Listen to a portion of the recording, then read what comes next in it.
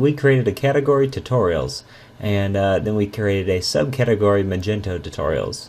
In this lesson, I'm going to show you how to use attributes and why they're important for your products and product types.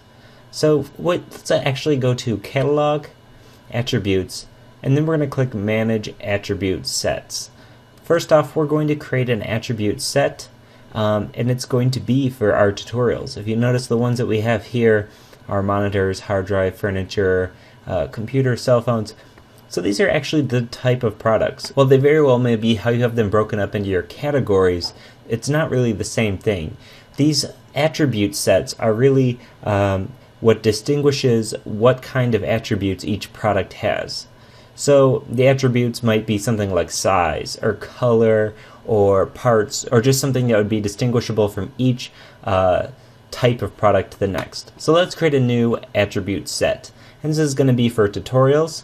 So we're going to add a new set, and we're just going to call this tutorials. Okay, and we can choose what we want to base this off of, but we don't want to base it off of anything. We'll base it off of the default. This will allow you to create a very different, if you want to base it off something, let's say we base it off of shirts, t-shirts, it's going to have all of the same things as t-shirts, and then you can change them and add them from there. That's a nice time-saving method in case you have very similar yet different attribute sets to create. So we'll click Save Attribute Set.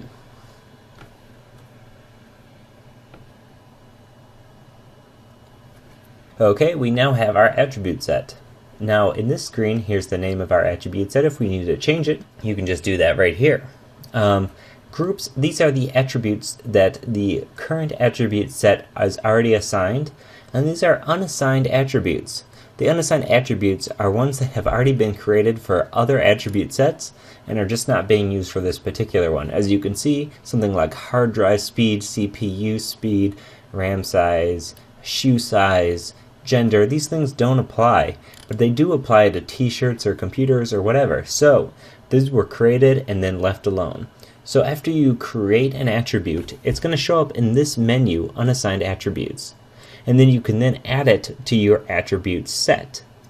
So by default, our attribute sets are name, SKU, weight, status, tax class ID, URL key, visibility, and now those ones are all things that Magento needs, as well as news from date and news to date and country of manufacturer. These little red marks here mean you can't get rid of these. But let's say these tutorials don't have a color. But this is something that many products do, so they sort of add it in by default. We can actually click and drag this off of here, and we can click and drag this manufacturer's off and over to unassigned attributes. Because these tutorials don't have a manufacturer or a color, we're going to remove those from them, and they're just in there because it's the default. So anything that you can see that doesn't have a red little minus sign within a circle next to it is something you can remove, like cost. These tutorials are at no cost. They're going to be digital files or whatever, they're just fictional. If you want to have cost in there, then you can leave that in there. But these don't have any cost, so I'll be removing that as well. So you can see there's the general categories here too, which we can collapse. So we've already gone through general and it has everything we need right now. We can minimize this, and now we can just see what's next. So prices, we don't need to really change anything special with price. You just have price, group price, special price, MSRP. So you can have all this stuff in here. We don't need to change this right now.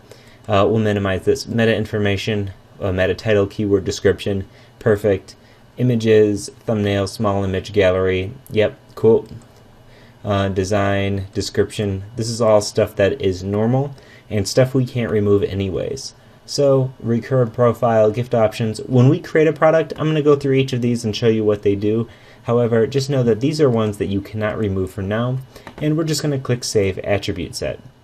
Okay, so now we have our attribute set tutorials under our Manage Attribute Sets. When you create a product, you can now select it to be a tutorials.